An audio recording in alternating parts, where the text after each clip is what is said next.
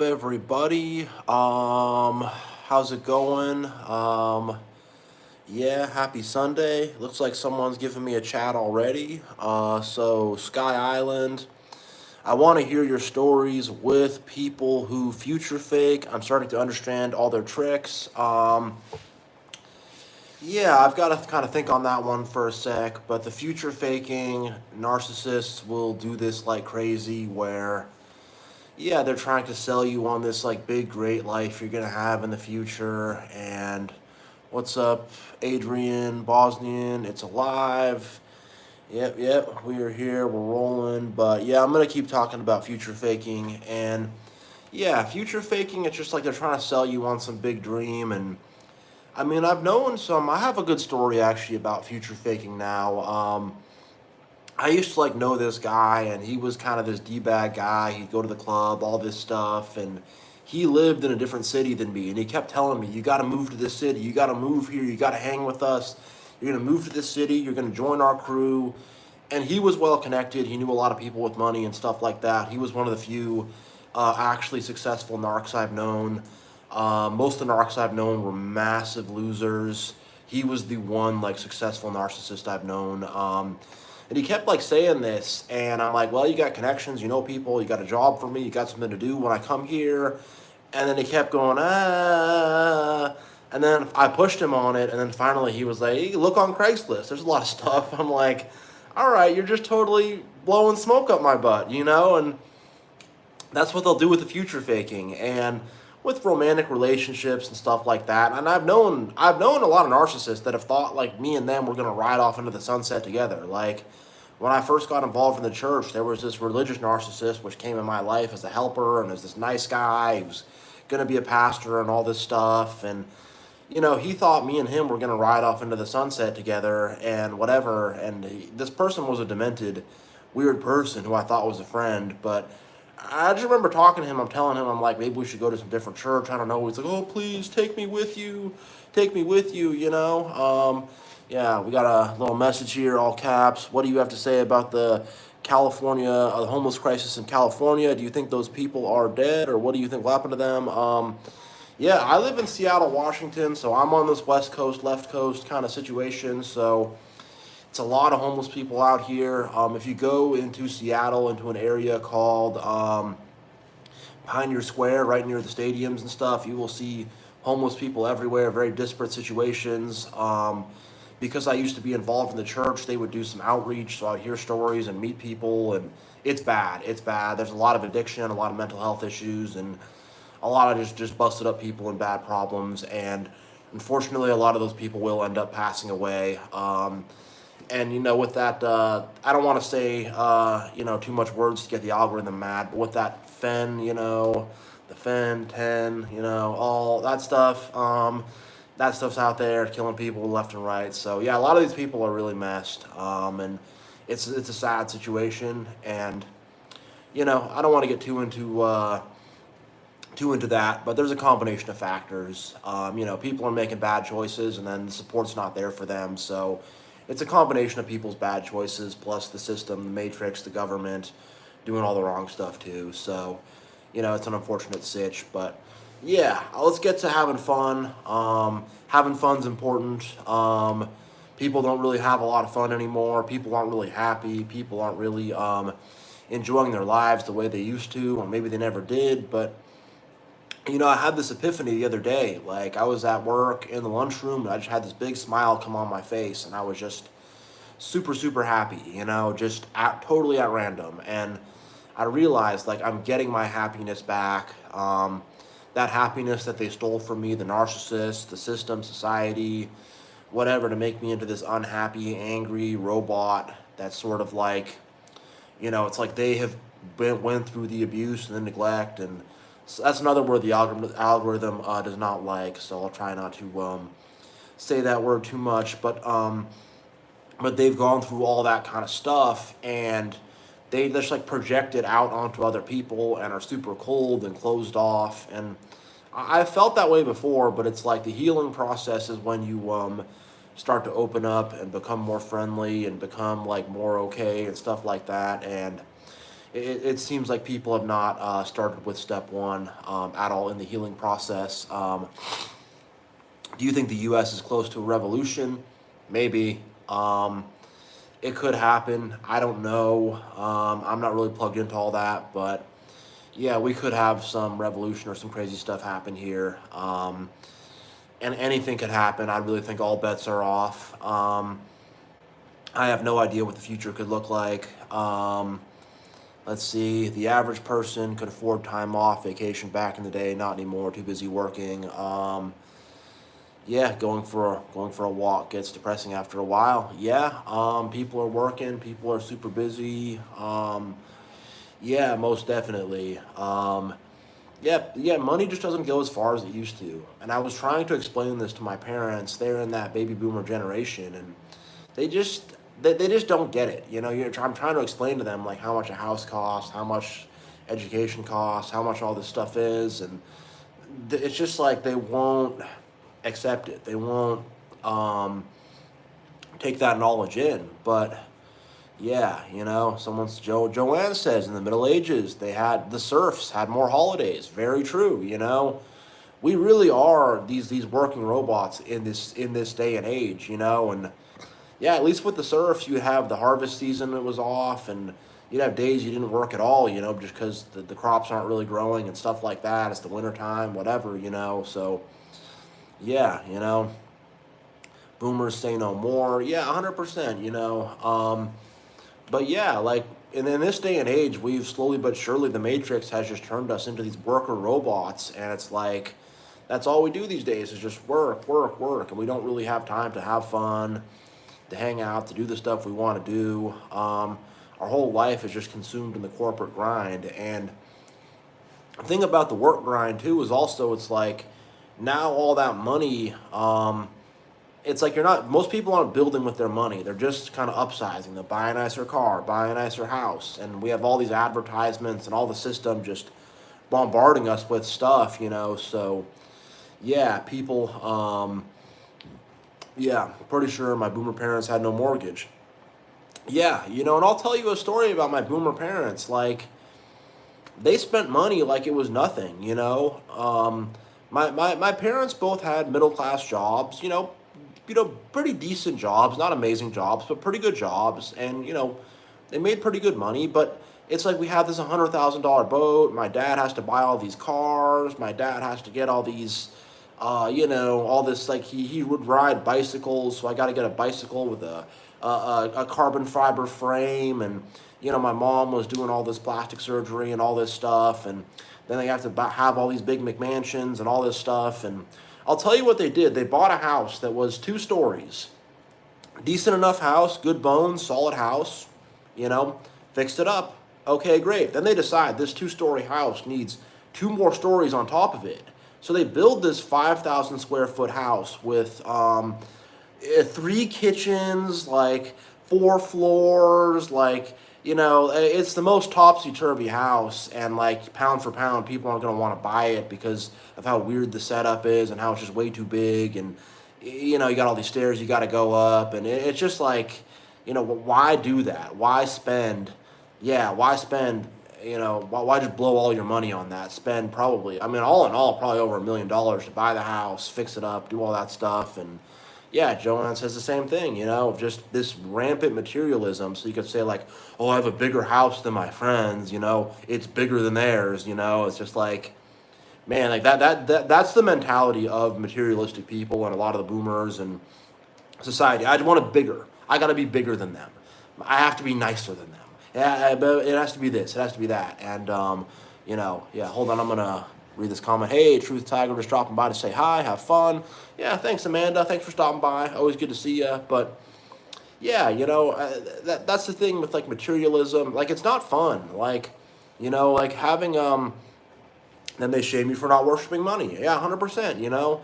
And that's the thing about materialism. It's not fun. Like, I've seen this thing about some super rich guy. He has some super yacht, and then he has to have staff that live on the super yacht. And it just seems like this is so like it becomes so over intricate and over complicated, and like you have the private jet, you got to maintain the private jet, you have to pay the monthly payment on the private jet, and if you lose your money, now you have to sell this private jet, and, and it's just like, what are you doing already? You know, I mean, I think Jesus said it best of like the rich man.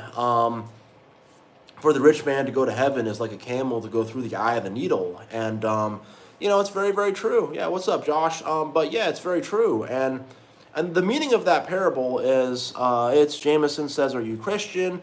I would say I follow Jesus Christ. I would say I'm Christian. Yeah, I have some problems with the church and the stuff they're doing, but yeah, you know, pick up overtimes. The elite need 24/7 services. 100%. Yeah, they do. You know. Hiram says, I want to stop throwing out the word people. They need to earn it properly. Stop spending time paying attention to what matters. I know too many. Yeah, you know.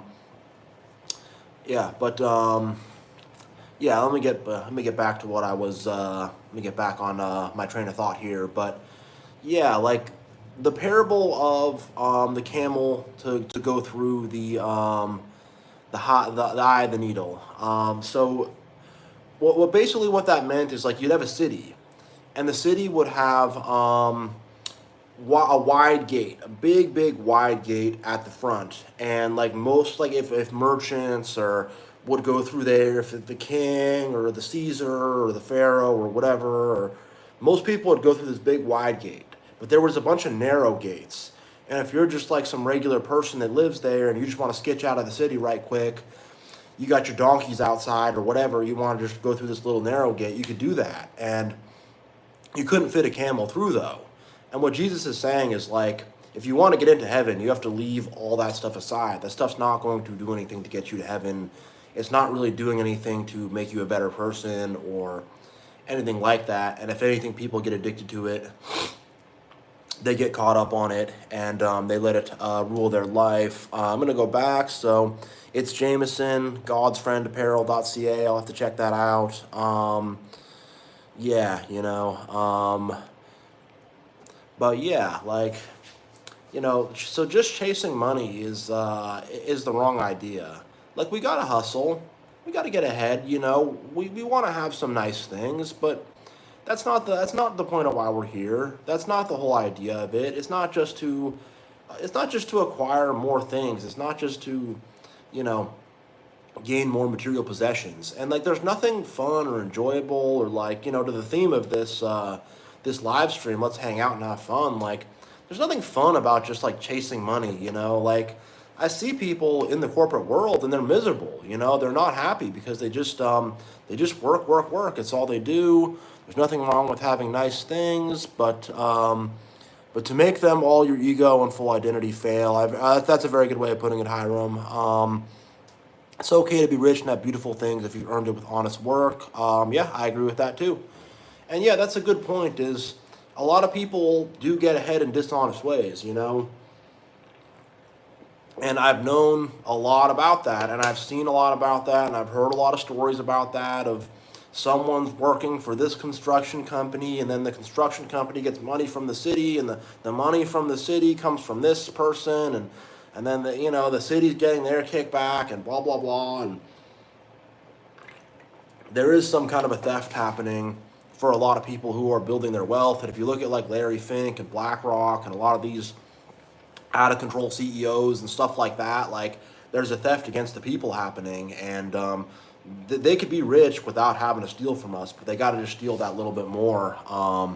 Yep. Let's see. I'm gonna read the chat right quick. They deserve to be miserable. Yep. I'm gonna keep rolling here, but yeah, I mean, like, money doesn't make you happy, and like a lot of these people are just so like they already have $1 billion. What do you need $2 billion for? Like, what's the point? You're already loaded, you know. And I've just known so many stories of just like, because it's not just about money at that point. It's like now you have power, you have dominance. You're like this big person. People got to bow down to you. People got to respect you. People got to this. People got to that. So I think that's why people get very crazy with the money and with the social, because it's like a social status. Like they want to enlarge themselves. They want to, you know, just like be. It's like they want to be bigger. You know, it's like they think that will make them a god on earth, having all this money and stuff. And you know, Let's see. Nick says Gen Z is as old as almost 30. Do you think we aren't having enough children because we don't care to? Yeah, I'll speak on that. I'm gonna turn 31 in a couple weeks here, and I haven't had any kids, no kids, nothing like that. Never really had too many serious relationships. Yeah, I think it's gonna be a problem. There's gonna be a lot of people that don't have families, that are kind of lonely, and that don't have that are missing out on that life purpose of family and stuff like that. And I think the climate's just tough with dating and just with the world and with the gender war. And yeah, I think we're going to have a population collapse. And that's already happening in Japan. It's already happening. T says bringing a kid here is evil. Yeah, and I see that perspective too. A lot of people, yeah, and I was listening uh, to John Clements, and he was saying that bringing a kid into the world is evil, and I do see that perspective. I think Jesus says in the last days, like, for those who are nursing with babies, like, let it be merciful on them or something like that. Basically, just saying that if like it's going to be tough to have a kid, and so there is that side to it. Some people are just like this world is too screwed up to even have a kid. I think I'm more on the side of wanting to have kids and stuff like that, but I see both sides of it. And the thing is, your children are going to be taken by the Matrix. You can do everything to protect them and to take the Matrix off them and all that, but the Matrix is going to get them, and you could easily lose your kids. You could have your kids rebel against you. I mean, even in the Bible, Absalom, the son of King David's own son tried to kill him. So, like, having kids is, man, it's a tough go. It's a tough go around. I want to do it, but it's a risk. You really are spinning that roulette wheel, in doing that. I'm going to take a peek at the chat right quick here. It's mockery. But yeah, but I think there is fun that can be had from family and a lot of joy that can be had from family. And if I could find a good woman and me and her are really on the same page and we have the same ideas about stuff, like I think I'd be a really solid setup. And I think a lot of people don't. I mean, my parents weren't on the same page. They were fighting all the time, totally different stuff. Like, yeah, my parents didn't get along at all and didn't set the right example for me. And, all that type of stuff. But yeah, I think having a family and like man wasn't meant to be alone. So I would love to find a good person and all this stuff. I'm just not going to sacrifice my self-respect. Not going to sacrifice my self-esteem. I'm not going to let a narcissist into my life. I'm just not going to deal with. I'm not going to take a step backwards. It's if I meet someone, they have to be a step forward for me. And I need to be a step forward for them too. We both need to be a step forward for each other. And if we're not, I'm not gonna do it. I'd be better off being single. But I do want to meet somebody though. Let's see. Starlight says I'm in my mid 40s and I feel like I don't care to meet anybody either. People are not aware of themselves, so probably can't have kids now. Yeah. Sky Island saying people need to have more kids. Let's see. We're having a little discussion here, but yeah, and I kind of feel that too, where it's like as I get older, it gets harder, because now I'm gonna be 31, and then before you know it, I'll be 41. Time will go by, stuff will happen, and then now as you're older, you can't have a kid, you can't. It's tough. It just is, and it's just in this day and age. That's just kind of what the Matrix is putting on us. It's just making it hard for us to meet people and to have good, healthy relationships and stuff like that. The Whitney Webb has some good information. Yeah, she does. She's got great information. I'd recommend checking out Whitney Webb. She talks a lot about what sort of the global elites are doing and what she thinks is going to be the future. Yeah. So she's very cool. But yeah. But yeah, family. I think family can bring a lot of joy though too. So I see both sides of it. And I think I'd gain a lot of joy from having that good person in my life and from having that right person in my life. So I'd say don't give up on love maybe, but at the same time, like I've been on the dating apps and stuff, and you know, I'm not impressed. I'll just say that with kind of what's out there and with what I'm seeing. And so I'm not super impressed with what I'm seeing on the dating apps and stuff like that. And I'm not super impressed with people's attitudes. But if I can meet someone who's out of the matrix too and thinks the same way I think and is kind of on board with the same things I'm on board with, that would be great. If not, I'll probably have to just kind of roll solo. But I'm hoping that good person comes. But yeah, I want to talk about just having fun, enjoying life. Like, it's so important to be happy. It's so important to just have fun, enjoy life. Like, it really, really is. And for me, I can be happy just being by myself. I don't need a bunch of people around me. But it's like the narcissists and the world and the system and the matrix, they all stole my happiness and tried to make me into this angry, drudging kind of person, I'm not going to give up on love, but I could be happy being single for the rest of my life, and I'm not 41. Yeah, I agree with you, Joshua. I could be happy being single for the rest of my life, or I could find love. I'm open to either one of them. I'm not stressing too much on it. Yeah, but yeah, like people are just not happy, and it's like when you're unhappy, you're disempowered, When you're happy, it's like happiness is like power, the Matrix wants you all alone, childless, hating each other. Yes, they do. They do. The Matrix does want that. The Matrix. Sorry, I burped there. The Matrix wants us to be as miserable as possible. The Matrix wants to totally control our mind and yeah, just total mental domination, basically, total control. That's what 666 wants to do to us, and yeah, make us into a slave. Completely take our head off our shoulders and just have us following what they do like a robots. Kids aren't happy either. Yeah, a lot of kids are unhappy too.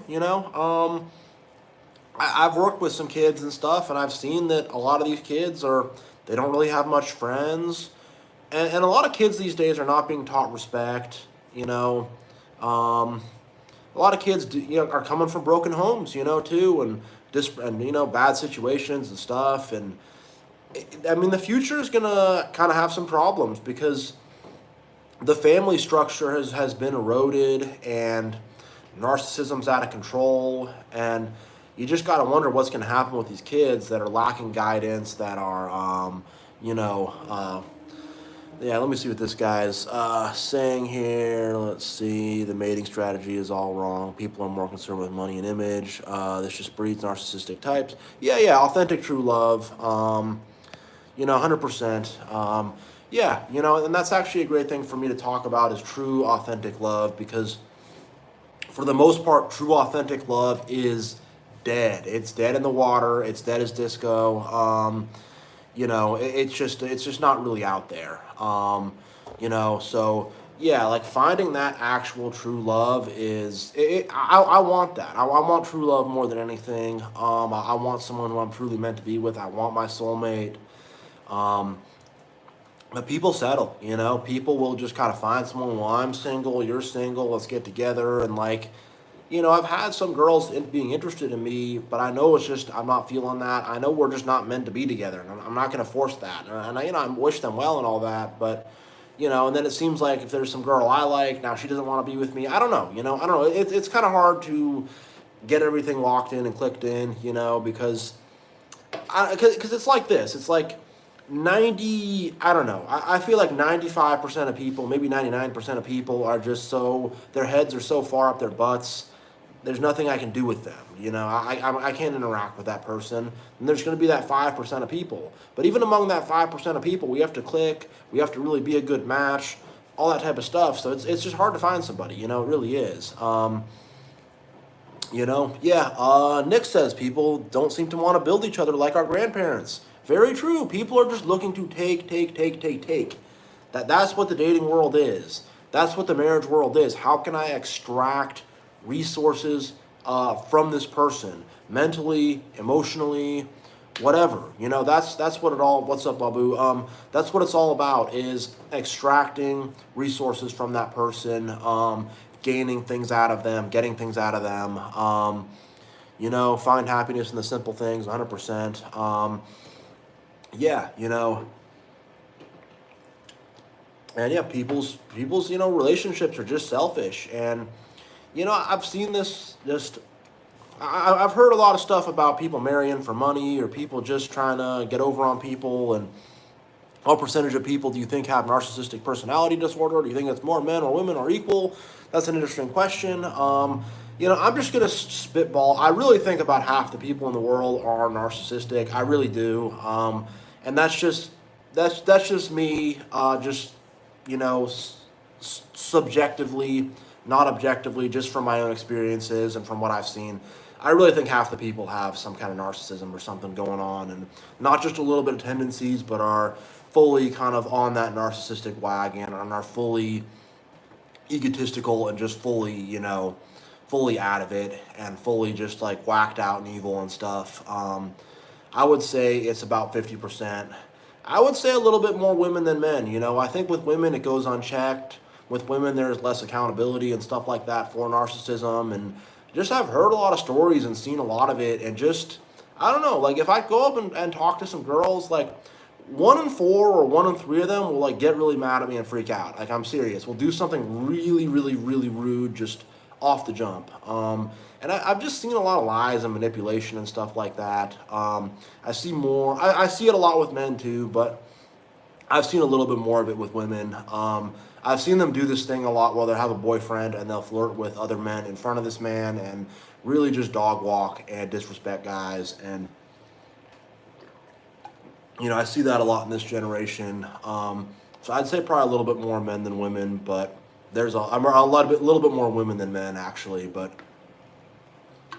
that's the opposite of what the experts will say. The quote unquote experts will say it's more men, but men are more overt and out there and are more like egotistically beating their chest and, are more in your face, whereas women are more like being sneaky about it. But narcissists everywhere. I've had a lot of bad male narcissists in my life and stuff like that. So definitely. I'm going to take a peek through the chat. See what's going on here. 25% empaths, maybe. Women are sneaky about it. Yep. Do you think narcissism is more prevalent in ethnic minorities?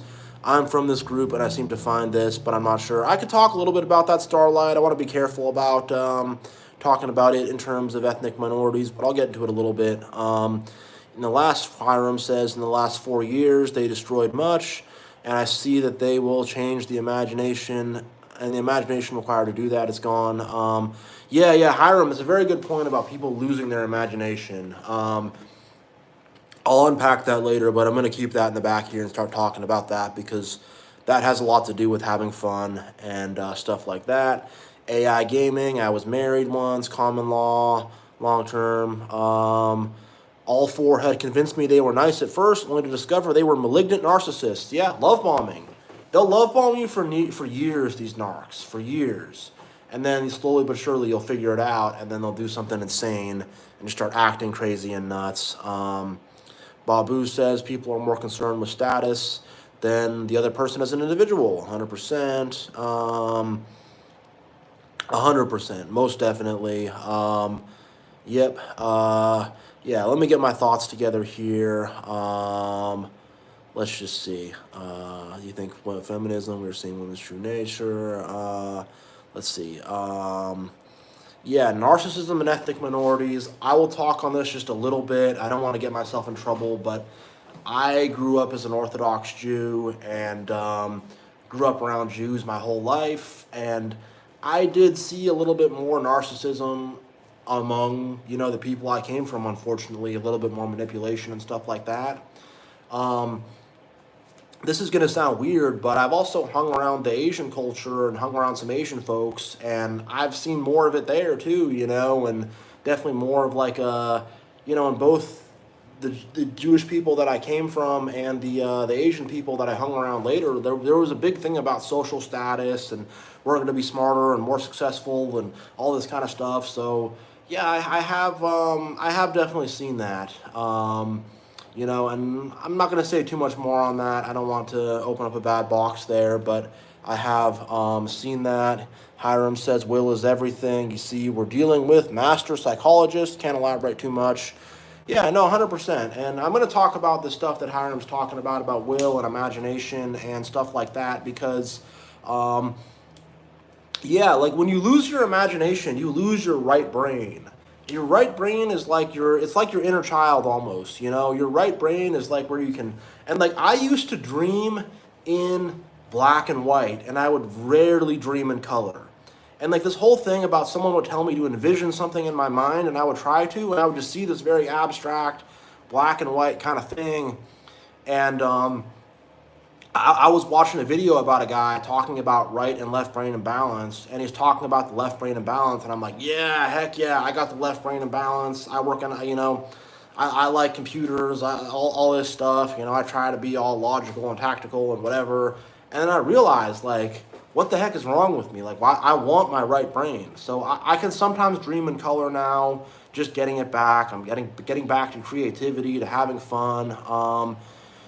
But yeah, when you lose your imagination, it's like you lose that. It's like our inner child is wounded. Our inner child is broken and busted. And when we lose our like imagination, that's a key thing of the inner child. And you can't like imagine anything. Like if you can't have a good imagination, you're just going to accept the grayness and the dullness of life. But if you can see something, if you can see this bright future, if you can see things brighter and better, you're going to try to make things brighter and better. And if you can have a bright, light mind, you're going to produce bright, light things in the world, and you're going to find bright, light things in the world. And, you're just going to be happy. And like true genius is uniting right and left brain. True genius, the left side, which is like analysis, speech, all this type of stuff, the right brain, which is like, you're envisioning things, being creative, emotions.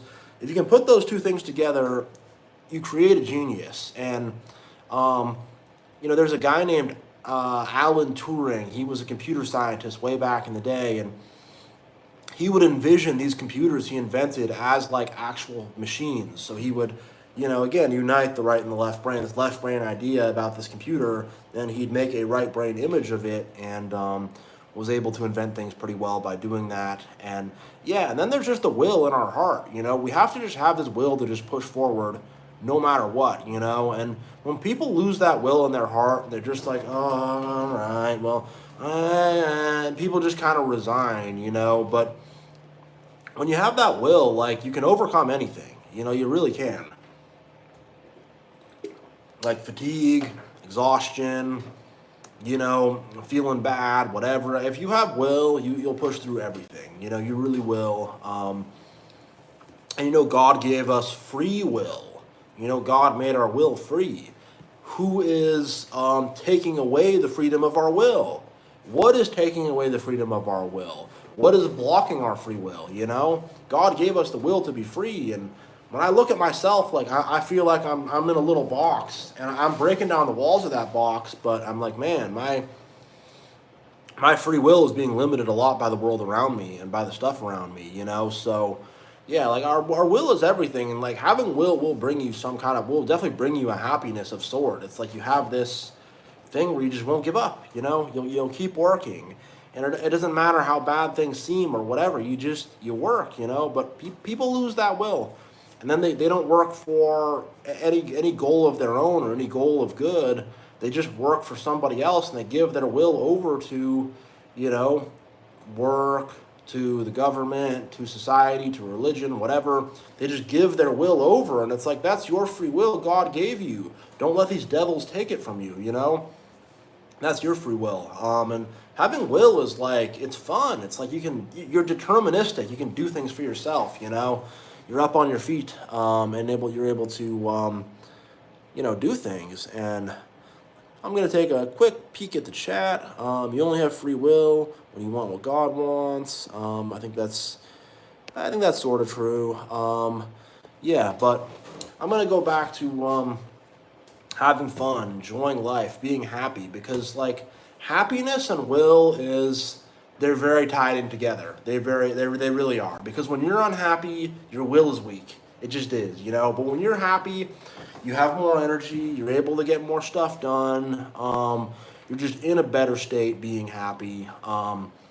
And like, look, they've tried to steal our happiness away from us. You know, they really have. Let's see. Once you become enlightened, Babu says, once you get enlightened, you can't stop attracting these vampires.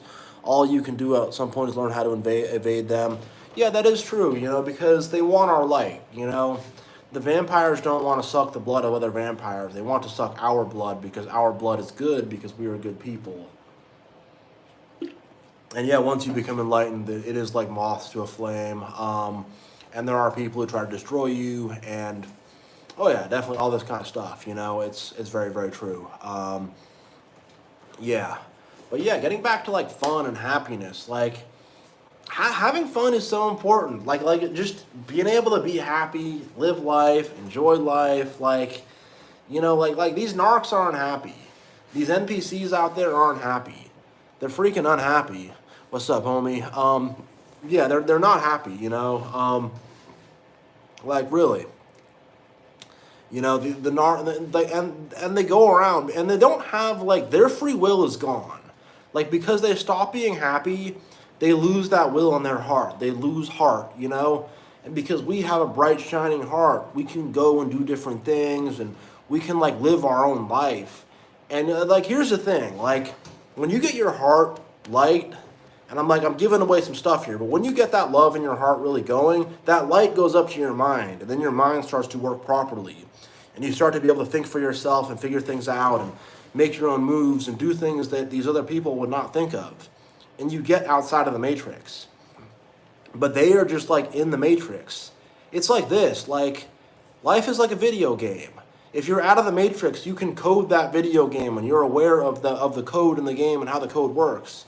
They're just playing the game. But we're able to modify the game. It's like we're making mods on the game. They're just coding it, you know. When you get out of the matrix, you can do that. Because you understand the fundamental building blocks of existence. And you realize that this six-dimensional matrix that we're in is just, it's not the main thing. It's not the main event. It's just a small part of it.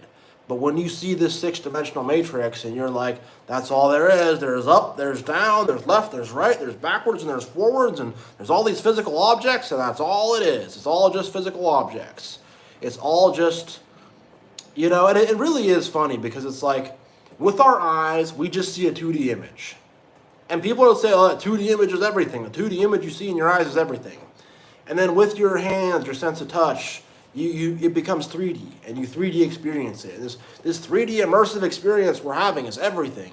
It's everything. There's nothing else more to it, you know, and there's a lot more to it. There's spiritual truths, and there's things which govern, and you know, there's things which govern this realm that we're in. I'm still learning about what a lot of those things are and how those things work and stuff like that, but you know, one of them I just kind of gave away to you is if you get your heart good and if you have happiness, then your mind will start to work better and you'll start to be able to have your own ideas and think for yourself and figure things out for yourself. And, you know, that is one of the things of this kind of realm. Another one is that, like, something which is big is like something that's small, you know, like a solar system and an atom look very, very similar. You know, they do. So once you can kind of figure that out, that like everything is kind of correlated and interconnected, and everything is connected to it, is interconnected to each other, you know.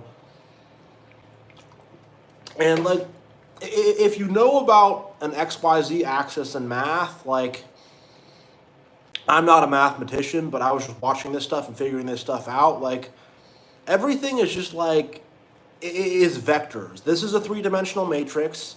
You can numericize everything in this realm we're living in. Everything in this realm we're living in, you can numericize. You can have vectors which will, you know, show the position of every object, and you can make numerical, you know, data on that. Numerical data on how much the object weighs. Numerical data on the color of the object. Numerical data on the texture of the object.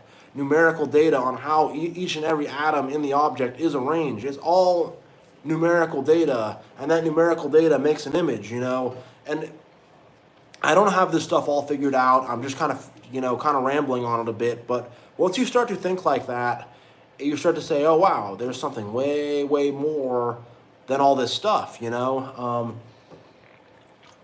there's something much, much bigger in this realm that's happening.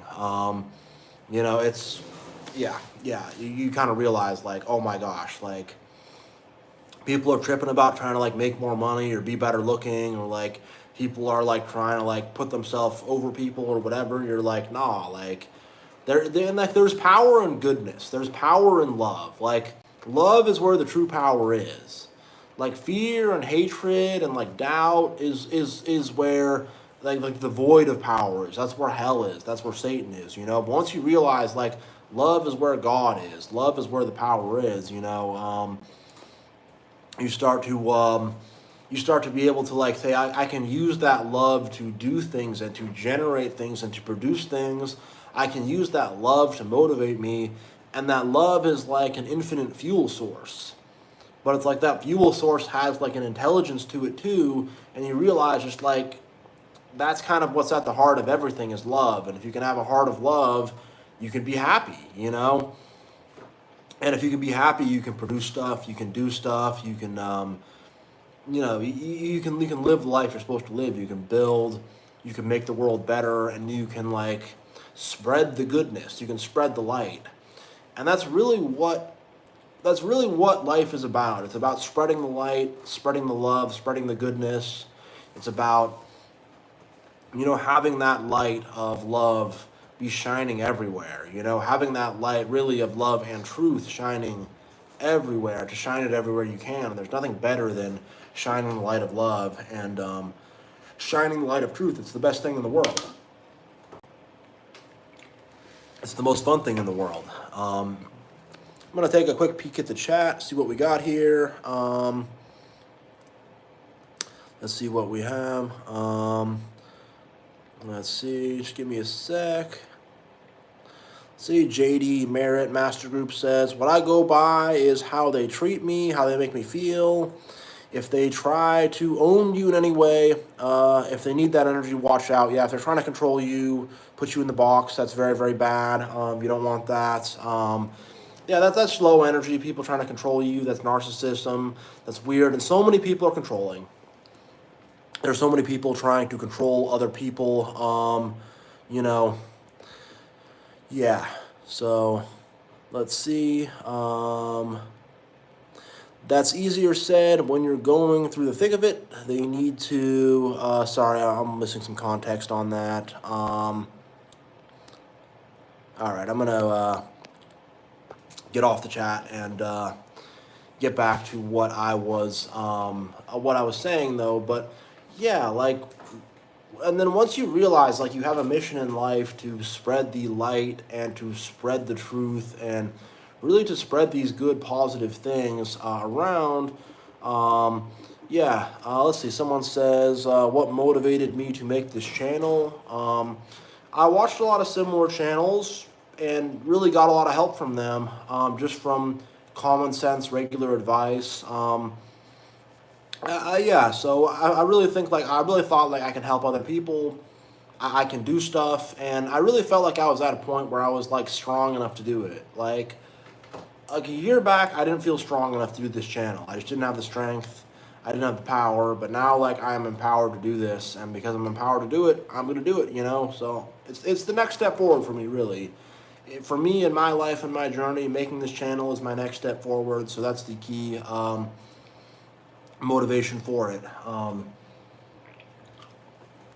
But like you start to realize that like your mission in life is to spread the light and to spread the truth and to spread goodness and to spread kindness and to put these good things out there. And most people have kind of lost that mission, and they're spreading negativity and hatred and egotism and greed and anger and apathy, like they don't care about anybody. And most people are not really doing what they're supposed to be doing, and they're unhappy. So once you kind of discover, hey, like I have love in my heart, I have truth in my mind, I can spread these things around. I can get in touch with other people. Like, see, Starlight says watching a movie from my childhood. bopping along to the songs and being silly, feeling happiness in my heart. That's very good.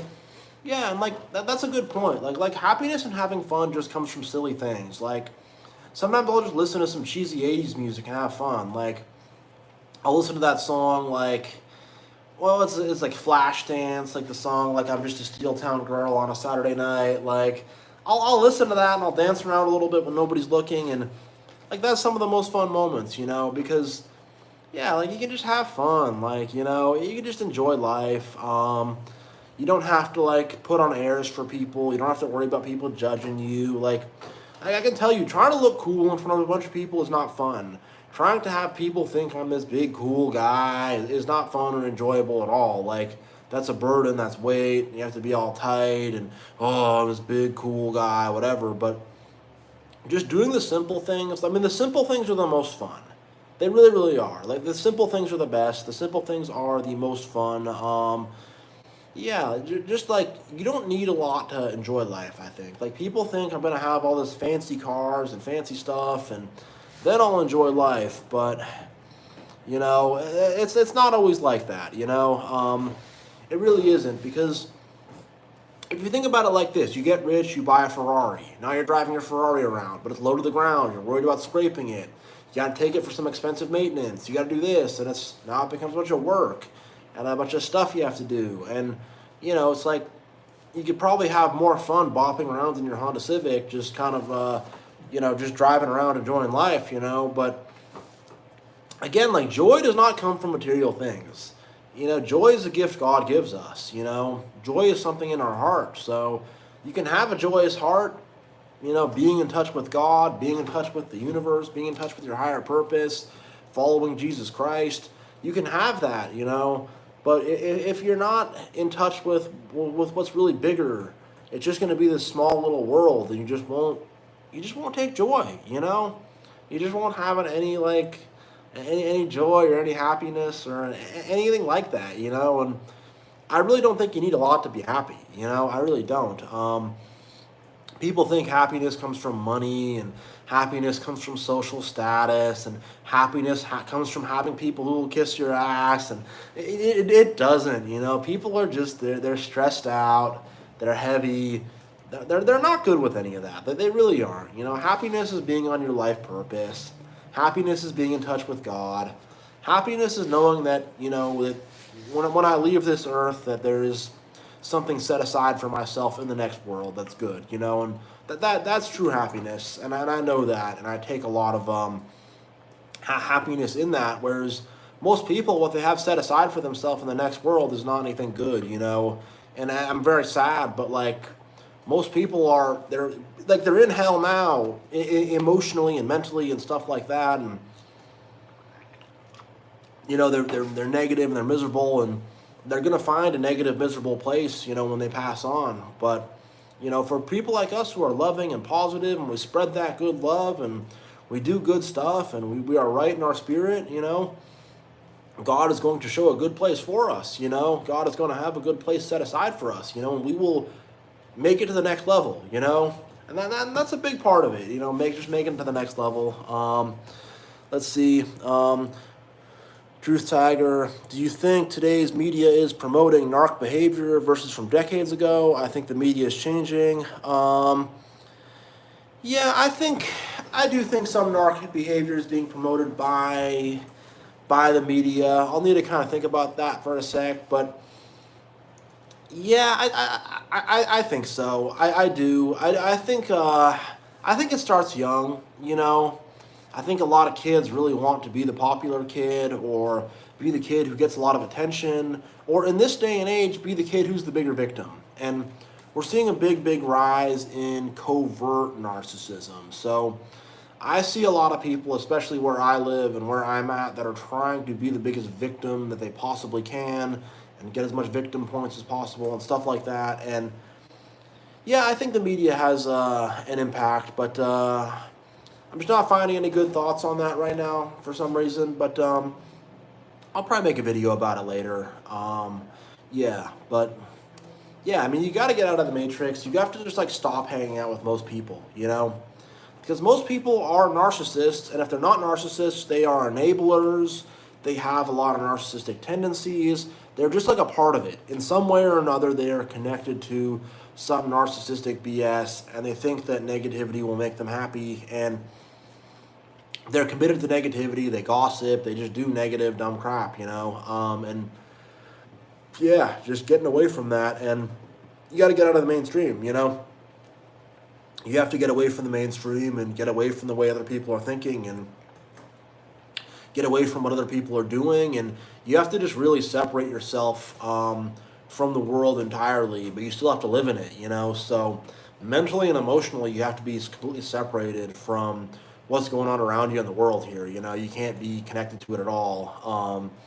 Because if you are mentally or emotionally connected to it, you're going to get pulled into the narcissistic matrix, the narcissistic void. You have to stand on your own ground. Stand on your own 2 feet is the thing. Most people are standing on the ground of Satan or of some narcissist, or most people are just standing on not good ground, and they're the dominion or whatever they kind of carry with them isn't good, And they're all kind of connected to this negative kind of thing, and they want to be more popular, and they want to be a bigger victim, and they want all this attention, and they think that they deserve things, and they're very entitled, and they're always complaining, and they're always angry, and they just it's just, most people are just negative like that. They're very negative. They're not fun to be around. They're not enjoyable to be around. And the thing is, how I deal with most of these people is I don't hang out with them if I don't need to, I don't push them away or hide from them, but I'm not going to sit down and eat lunch with them, I'm not going to have that kind of bonding experience with them. If we're having a conversation, I'm not going to tell them about my personal life. I'm not going to tell them about my YouTube channel. I'm not going to tell them about my political beliefs. I'm not going to tell them about narcissism. I'm not going to tell these people about anything, I'm just going to say, oh yeah, it's a nice day out, whatever. Oh yeah, the local sports team did pretty well. Oh yeah, you ever see that TV show? Oh yeah, and if they go into politics or get weird or whatever, I just kind of say, I don't really want to talk about that with you, or I don't, let's not go there, And I just kind of brush them off as best I can. And this is what I do with the vast majority of people in the world. It's what you have to do. It's just, you kind of got to treat them like they're children too. Just kind of treat them like they are, like treat most people like they're a bratty 3-year-old, and don't scold them or go but it's someone else's kid. You don't know them, and you got this bratty 3-year-old, and now they're kind of coming up to you. So you're just kind of trying to shoo them away, basically. That's what you're trying to. That's how you treat most people, like a bratty 3-year-old. Some kid you don't know, and now they're coming up to you, and they're like, "You gotta buy me candy or whatever," and you're like, "All right, just go back to your family, go back to your people, keep on pushing, little fella, I'm not dealing with this." And that's how you gotta deal with them. And sometimes they'll talk to you, and you gotta appease them a little bit. And oh, your toy, oh wow, that's a really nice toy, and. Because sometimes you do kind of have to get the narcs off you, and it's the same kind of thing. Some little kid, and then I have this toy, and you got a lot of toys there, wow, and all right, you just kind of brush them off, and most people you can't do nothing with. Most people you cannot do anything with. Yep, and yeah, you can't. You got big Arizona ices. Yes, I do. Yeah, the only thing that inflation has not murked is Arizona iced tea. Seriously, it's been $1 since I've been a kid. It's still $1. I don't know how they do it, but I feel like everything else, it would be $2, $3. But for some reason, these Arizona iced teas are inflation proof. They will not go up in value. So I enjoy getting them, but yeah, you have to just find these few people off to the side who are maybe 1 in 20, 1 in 30, 1 in 40, 1 in 50. You have to just sort through a lot of different people, and then eventually you will find some cool people who are open-minded and stuff like that. Yeah, I'm gonna read someone's comment right quick. Let's see. Jonathan says, a lot of people your age have broken relationships with families. Either they stay with the abuse or get some inheritance or go no contact. Yeah, right now I'm going no contact. I don't really care about the inheritance or the money. I don't want to deal with them. They're just very negative people, and I need to heal. I need to get my health back, my sanity back, my life back. So I'm no contact right now with my family. Yeah. Let's see. Roland J. Orlando says YouTube has Austin Powers movies for free. Stay positive. That's good. It's a good little fun thing to do. The cost of tacos at Taco Bell's is not inflation proof. A taco used to cost like 75 cents. Yeah, I don't know why these Arizonas are inflation proof, man, but hey, I'm liking it. But yeah, Nick says, I hate the fact that everyone is so divided. Very true. Yeah, very true. People are very divided. It's what the Matrix wants. The Matrix wants us to have like this divided black and white. The Matrix wants black and white thinking. The Matrix loves black and white thinking. They want us to have this black and white dichotomy of things of liberal, conservative, this, that, whatever. I'm on this side, and I hate the people on that side. I'm in this religion, and I hate the people in that religion. I'm in this country, and I hate the people in that country. The Matrix loves that because that keeps us totally enslaved. That keeps us, we're never going to see the Matrix. We're never going to see the fact that there is a global, international, group of people from all over the world, from all different kinds of ethnicities and religions and stuff that have been ruling the world for like generations and generations and thousands of years and stuff and have been, manipulating things like crazy. They don't want us to see that. They don't want us to see the true spiritual reality, who God really is. They don't want us to see that. So if we're all like, I'm mad at this other guy. I'm in the us versus them thinking, And like us versus them thinking, it doesn't make you happy. It makes you feel strange. And it's just like, why should I go? I mean, I know that there's people that that are brainwashed, and I'm not going to let brainwashed people in my life, period. But I'm not going to like be so hateful on some group of people the same way these brainwashed people are. I'm just going to say, well, they're brainwashed. Whatever. I live in a more liberal area, so I was talking to some liberal guy, and he says to me, I think Joe Biden's mental shape is really good. People are exaggerating. It's Trump's mental shape that we got to worry about. And I didn't say anything to him. I was just like, well, if you feel that way, you feel that way, I guess. And I didn't like take that bait, but that's how brainwashed people are. People are brainwashed. They are brainwashed by the politics, brainwashed by the media, brainwashed by the religions, brainwashed by the government. I mean, people fear the government like they fear God. Just brainwashed like, holy God, People are brainwashed like crazy, and I used to be brainwashed. I grew up as an Orthodox Jew. Hardcore religious brainwashing, and I was brainwashed to believe certain things about certain ideas and believe all this religious stuff. And then there's the brainwashing from the government and just, man, like me getting my mind free and just being like, I'm a human being.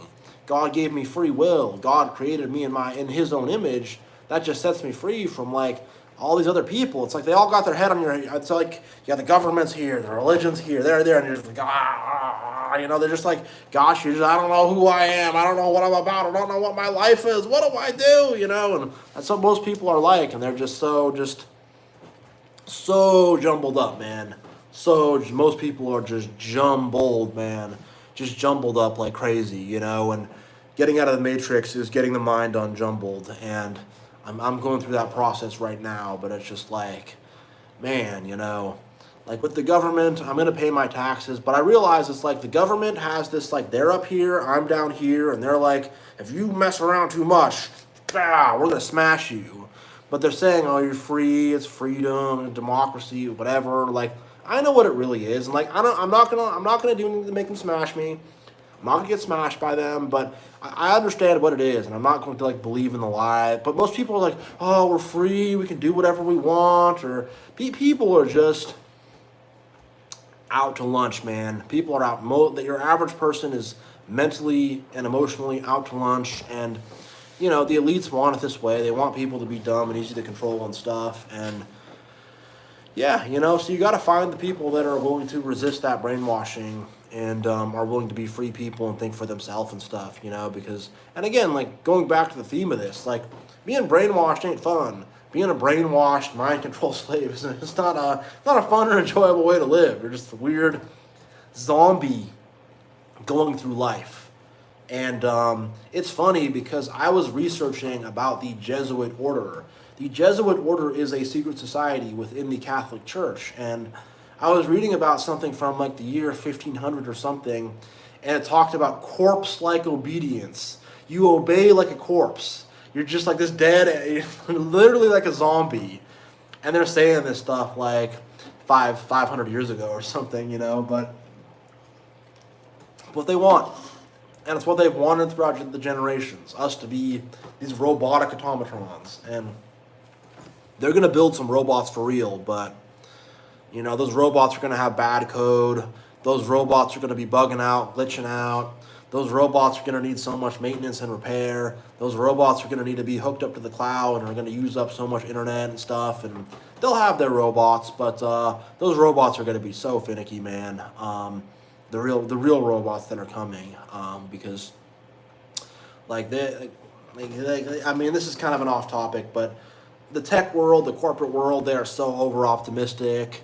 And like the thing about computers is one little thing goes wrong and the whole thing is screwed up. Like I was at the grocery store and the barcode was a little bit off, just a little bit off, and it wouldn't scan. It's just like that. And the more intricate you make it, the more it's going to be prone to failure, So with these robots, it's like there's so much stuff they have to do, like they have to see things, so you need a computer for that. They have to hear things, you need a computer for that. Then they have to actually have an actual computer to process things, and then they have to compute how to move their arm around and not bump into objects. And they've got a little Roomba now that kind of just like rolls around on the floor and stuff. But for the things they're envisioning, it's going to be tough.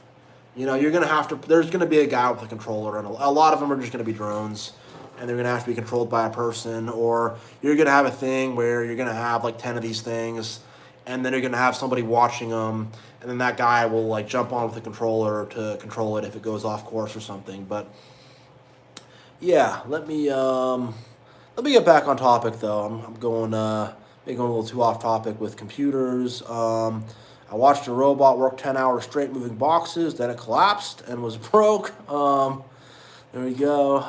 That's what Dorothy says. Ryan says, I work in computers. I just call them dumb machines. However, non-technical people think that they are God. Yeah, I mean, it's all about, computers is just about how you program them. A computer will do exactly what it's programmed. If it's got good programming, it'll do good stuff. If it's got bad programming, it'll do bad stuff, Computers aren't smart. They're only as smart as the engineers that are figuring out how to engineer them.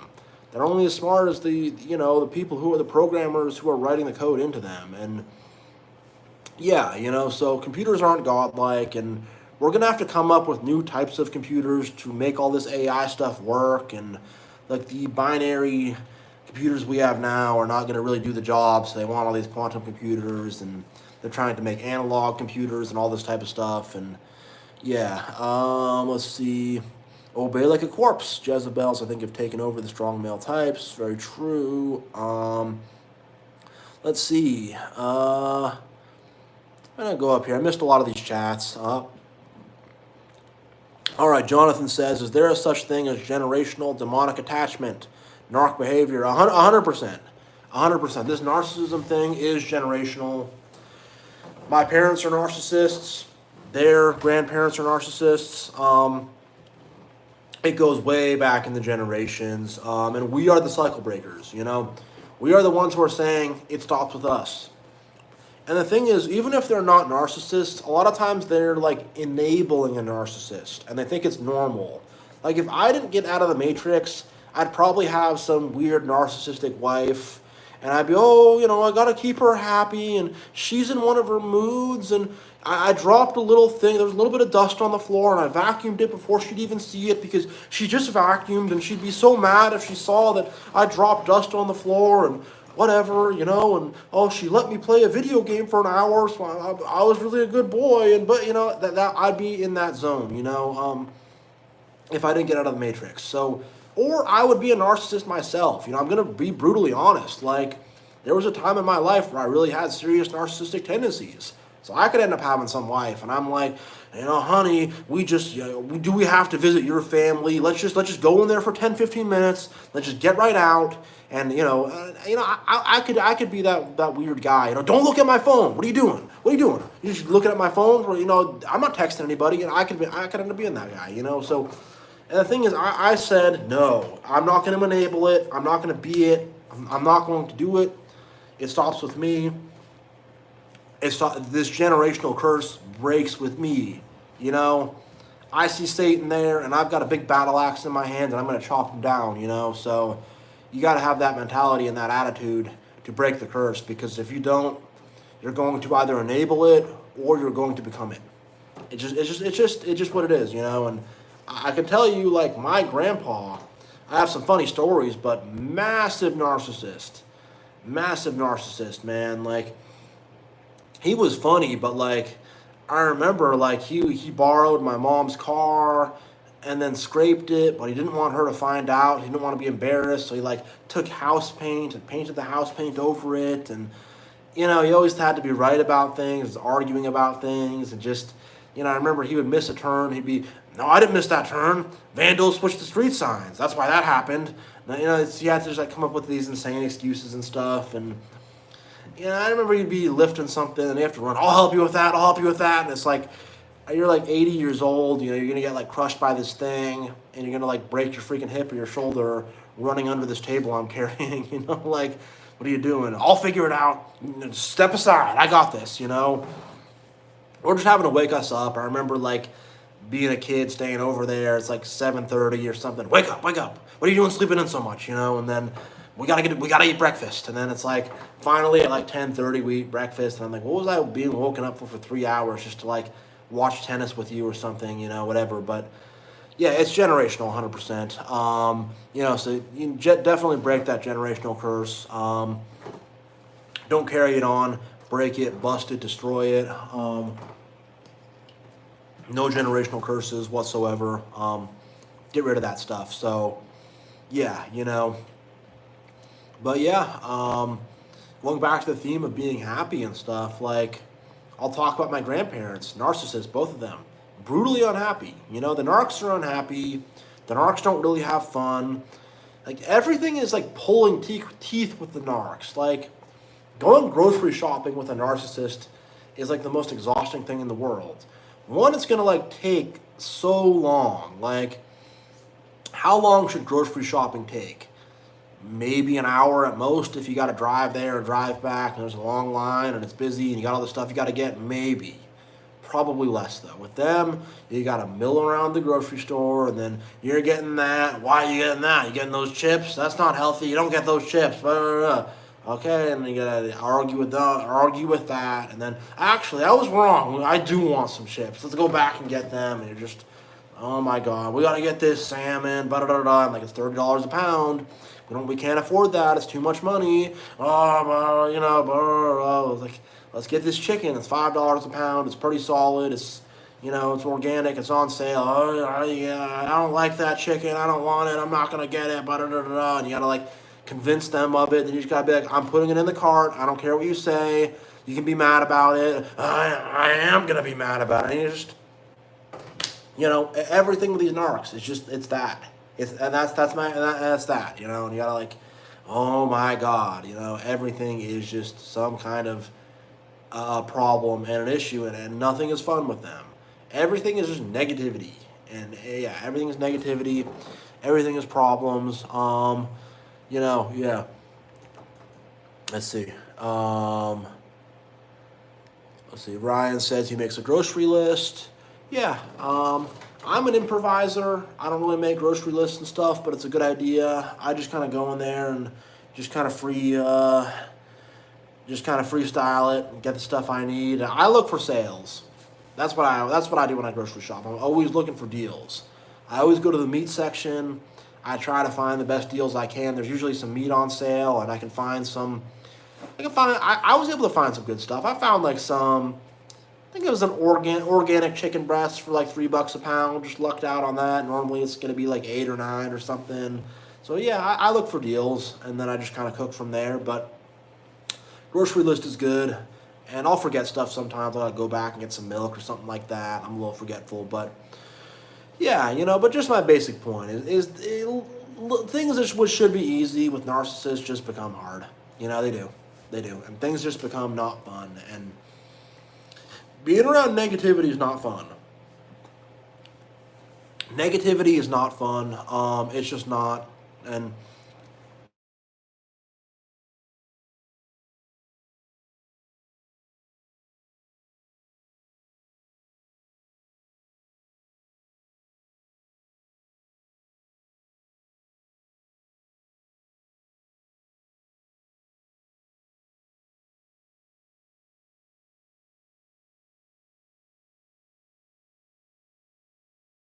on to everybody else, that hurt inner child. And just they feel angry. That's the thing about narcissists. They're always frustrated.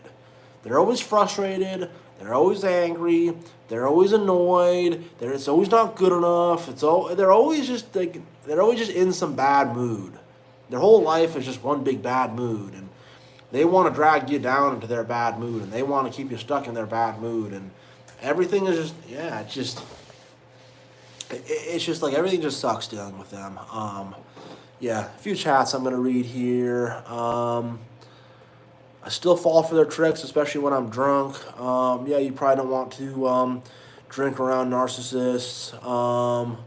Don't you just want to come for them with a list of jokes? Yeah, I have definitely made fun of narcissists and stuff like that, and they typically freak out and take it way too personal. They think they are Superman, lifting and carrying things, even though they're 70 years old. Yep. Yeah, that is one thing. Like, I have had narcissists in my life that I've made fun of and stuff, and they take it really personal, bro. And like, I had it where like that thing you said to me 6 months ago or whatever. I'm like, you still don't remember that? Like, what's wrong with you? So yeah, you do want to make jokes at them, and the thing is, they feel very rejected. They feel very ostracized. They feel like they're not a proper part of the group. They feel like they're not a proper part of their family. They feel like they're this shame. They hate themselves very, very deeply, which is why they act the way they act, Yeah, their ego is extremely fragile, So, yeah, they feel really shitty about themselves. So when you make fun of them, now they feel even more shitty, and they like get one back on you, and you know, yeah, anger is a secondary emotion. What comes underneath is hurt or fear. Yeah. So yeah, I mean, the thing about the narcs, and I would advise just leaving them alone, because if you start making fun of them or something, they're gonna try to get you back, and they could really get up in your hair and get up in your business. And so yeah, I mean, I would say leave them alone. I would say just be nice to them, but keep them at an arm's length.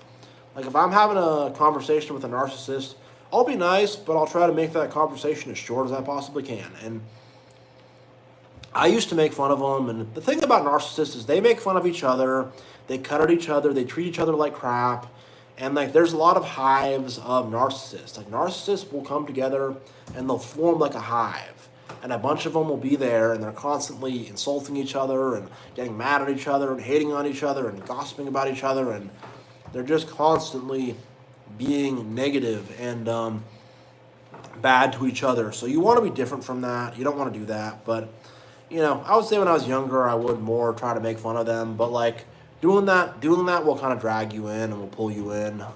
So I don't advise it, but there are some funny things you could say to them and stuff like that. And I've seen a lot of them freak out over a joke that I made or whatever. They can't take it. They're not, again, they have no self-esteem. So if you say some joke, they're gonna take it 100% to heart, and it's gonna go deep in there, and they're gonna freak out. Yeah. No one wants to have their faults to pick on that. Yeah, I saw that you were saying by the Vandals chase. Yeah, mental gymnastics. Yeah, crazy mental gymnastics with the narcs. Pretty nuts on that part of it. Yeah, like they don't want to admit they're wrong. They don't want to admit fault, so they will really go to some pretty extreme lengths to avoid fault and get them away, get fault away from themselves. And yeah, it's humorous stuff. It's funny stuff. I mean, narcissists are clowns too. They're the ultimate clowns. So like, they're pretty funny sometimes, because they'll do extreme things. They'll say extreme things. They'll overreact, and they are the ultimate clowns. They're very funny people at a distance. When you're having to live with them, they're not funny. But if you could just kind of watch them, they are pretty funny the way they react, and the way they'll overreact and trip out. And it is funny. Like, I've had a narcissistic coworker just like start freaking out at me, and I involuntarily started laughing because I'm just like, this is just, I can't not laugh. Like, this is just too funny. This guy's just like yelling everything he just yells at. I mean, it's just like, I'm sorry, bro. Like, I'm not trying to be mean, but like, I can't. I can't help myself, So, yeah, and I mean, that guy made me pretty miserable though with his anger, and like there were negative effects to that, to the fact that guy would freak out over everything. But yeah, I mean, it is just kind of funny like how unreasonable they are and stuff like that. It's just, yeah, the narcs are freaking ridiculous.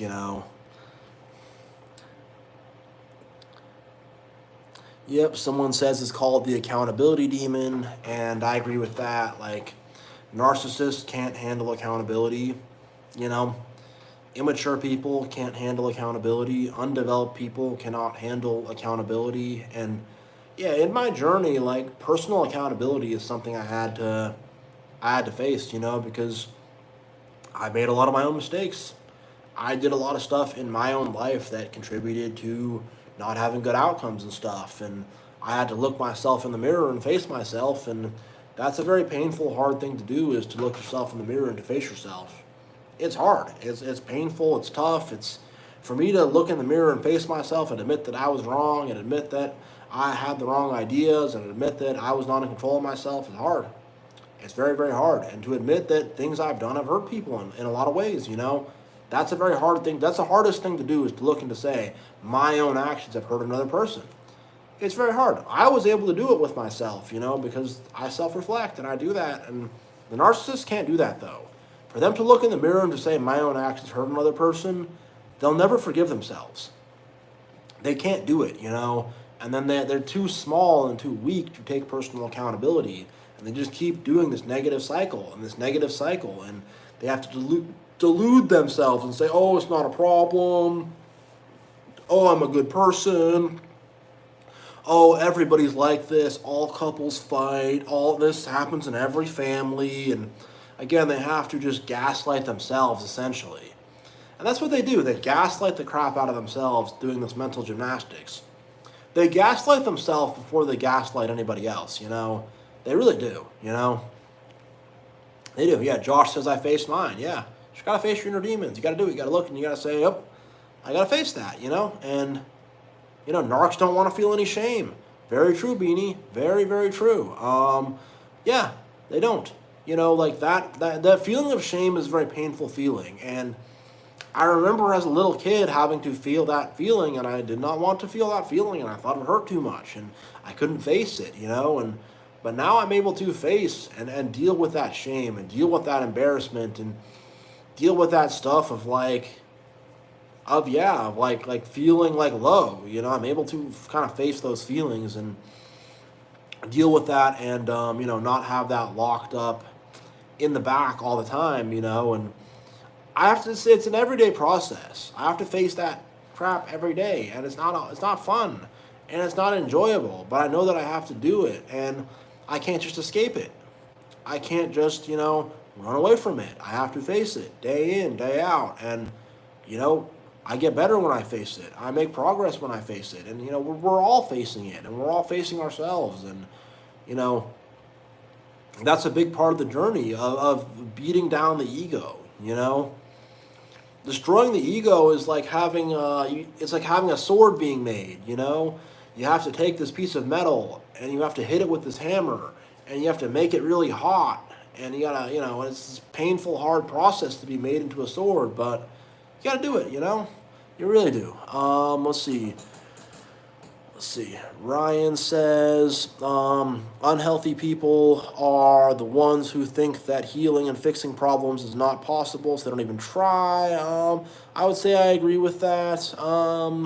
My experience of blaming them for things is that they go into a rage and start swearing. Yep, yes, they do. Yeah, they do.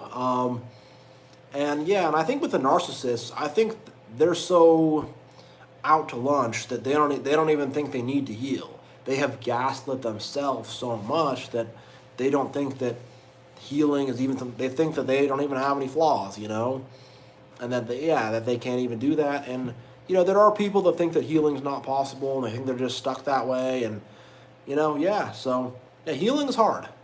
It's a very very difficult process to heal. It's not easy.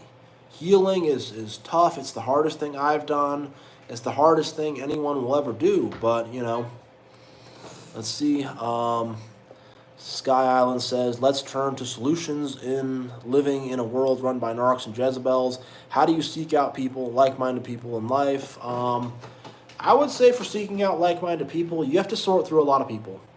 It's like you have to meet 25 different people, and one of those people will be cool. And the other 24 of them, you got to throw out. That's just kind of how it is. So you got to put yourself out there, and you got to get out of. You have to get out of the matrix too. So if you're just trying to meet people at work, or meet people here, or meet people there, like you have to find something unique and something alternative and something different that you do, and just find some people who kind of think differently about things, and get involved with that, and you'll meet those. You'll meet those kind of people. They're out there. They definitely exist. I have some people in my life that I wouldn't say I have friends right now, but I have some people that are kind of close to that, and some people that I trust. I have people in my life right now that I trust, and it took time. And also, I had to get my own state right. I had to heal first, because if I didn't heal first, I wouldn't trust anybody, and I would reject people, and I'd put people on the outside, and I'd isolate myself too much, and whatever. So I had to really heal first, and then I test the waters with everybody. I test the waters with everybody very very hard, and I'm very very careful with the people that I have in my life and let in my life, and I play it slowly with that. So that's what I do, and I have found some people I can find that I trust that are decent people, and that's the thing. If I can be around somebody and their energy is normal, that's good.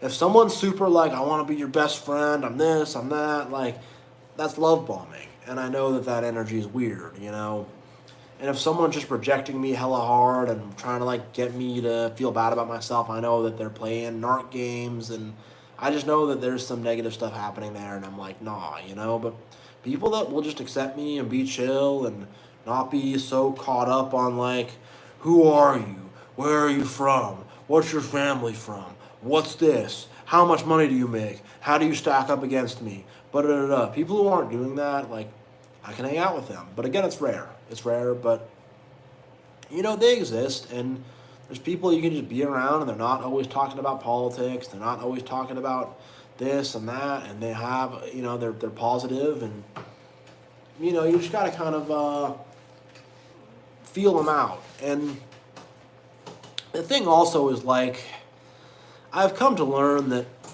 people are people. Nobody's perfect, and you kind of just have to expect people to do what they're gonna do. If I got some bros I'm hanging out with, I'm probably not going to expect high amounts of maybe emotional intelligence or stuff like that. But as long as they show some amounts of empathy and they're not total backstabbing weirdos, I can hang out with them. And then the more empathy and compassion and love I see, the closer I'll become to people, and the more of an open mind I see too, because there are normal people out there. There are people out there you can just talk to that is not a bunch of weird stuff, It exists, but again, it's rare. It's rare though, and most people I find it's a lot of weird games. It's a lot of weird stuff. It's a lot of it's a lot of strange energy, with most people. Yep. Yeah, Saving Souls says meaning of life is residing in God and His precious Spirit. Yeah, 100%. Carrying the Spirit of God with you is the biggest thing, and I know people can see that on me, and it gives me that special shine, and that's why I think a lot of people stare at me and stuff like that is because of the Spirit of God. Because I'll be thinking about something, and then I'll get people staring at me, just for me thinking about something. How does that work? That's crazy. How does that happen? But, you know, they see something else, Their spirit sees my spirit, and it's like, whoa, So, yeah, having the Spirit of God is very important. It really, really is. That's because we have God with us if we have the Spirit of God with us. So, yeah, and the thing is, God is mysterious too. People think they know God. The religious people think they have God figured out. They think they know Him. They think that they think they know what's going on with God, and they think God wants somebody who's goes to church every Sunday and gives a good donation to the church and all this stuff. And God wants people with good, loving hearts. God sees our hearts, and He sees the fakers, and most people are faking it. The vast majority of people are faking it. And God sees those fakers, and He goes, nope. But He sees the real ones. He sees the real ones, and He's with us, He is. He really is. So, yeah, and God is a big part of what brings me happiness in life, and having my spiritual mission with God, and having, being in touch with my Creator. How amazing is that? The Creator of the universe. He's in touch with us all, How beautiful is that? How amazing is that, And a lot of people miss that and don't understand that. But he is with me, and He is giving me guidance, and He's working with me, and, it's an amazing thing. It really, really is. Yeah. So I know I have a lot of people in here right now, but we've been going on pretty long here, and we're almost at an hour and a half. So if anybody has any closing comments, please make them now. But if not, I'm probably going to end this. I found the happiest, friendliest people toward me have been Mormons, not promoting their faith, but yeah, I've found a lot of Mormons are very friendly. I think it's part of what they're kind of told to do is to be super friendly with people and to be on a PR campaign. I think also if you're so you got the master up here and you just kind of go along with what they say, it kind of puts you in this kind of weird ease of mind. I'm going to say this. I don't want people to take it the wrong way, but I found a lot of Muslims are super friendly, and I think it's because of a similar thing where they're just very submitted to it, and you just kind of give in, and you're like, well, whatever. I'm a slave to this. I guess I'll just try to keep a positive attitude. I don't know, though, I don't know. That's just my thoughts. Muslims are friendly, too. You're right. So I think that's part of it.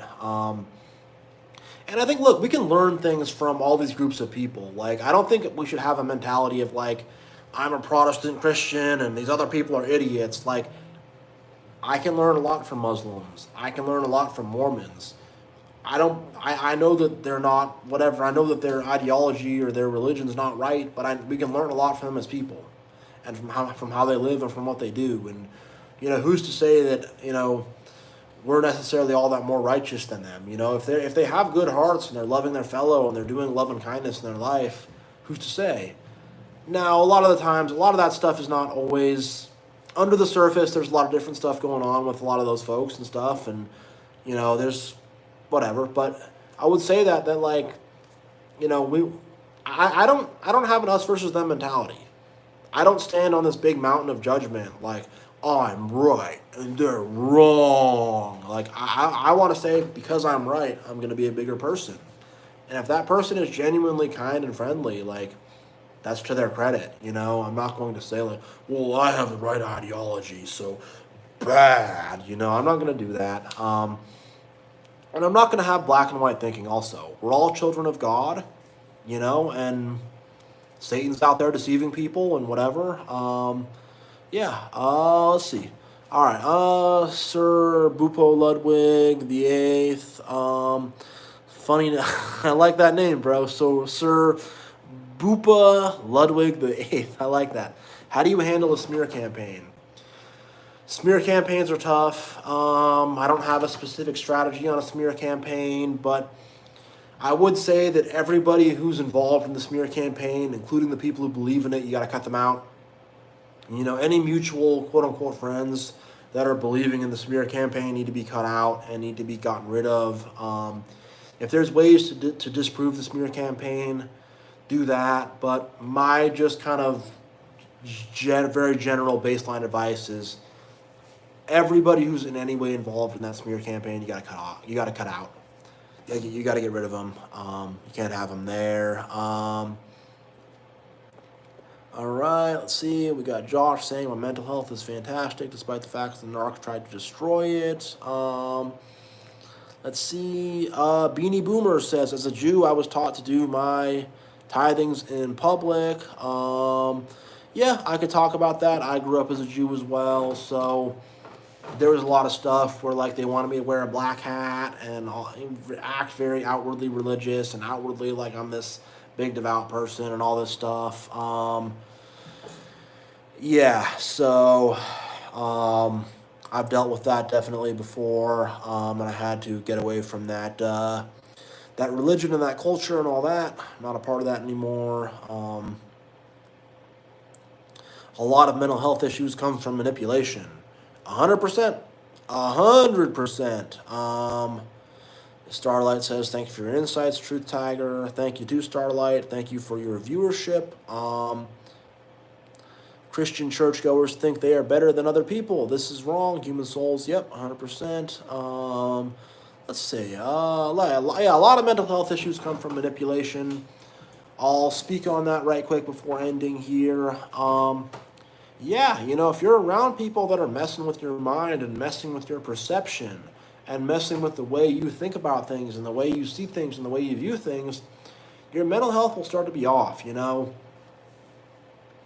All this stuff like does damage. All the manipulation, all the bad treatment, all that bad stuff, it has a negative effect on your physical health, on your mental health, your emotional state. All that stuff will have it. All the crap from the narcs, all the crap they throw at you, it's going to have a negative effect on you. It's going to bring you down on some level. And yeah, a lot of mental health issues can come about because of this. And if you're having people that are so negative and constantly controlling you and constantly criticizing you, it'll drag you down. It'll bring you down. It'll mess with your mental health. And I have made some videos on that, and I'll make some more videos on that. But yeah, Josh, be as boring as possible. That's good advice. I've had that one work. Just be very boring, and they'll leave you alone. That definitely does work. That one works quite well. And that is a great way to slay the narcs. Is just to be as boring as you possibly could be. Gray rock them, yeah, because you just don't give them anything to grab hold of, and they'll eventually just kind of leave you alone when they know there's no supply to be had. Yeah. All right, so I know we got a lot of people in here, but I've been going on a long time, so I'm about to end this. But yeah, God bless you all. Have a good weekend. Much love for all of you, all your support, your viewership. It means a lot to me. Everybody who's subscribing, commenting, liking my videos. It's very, very meaningful. It's much love. Really much love to all of them.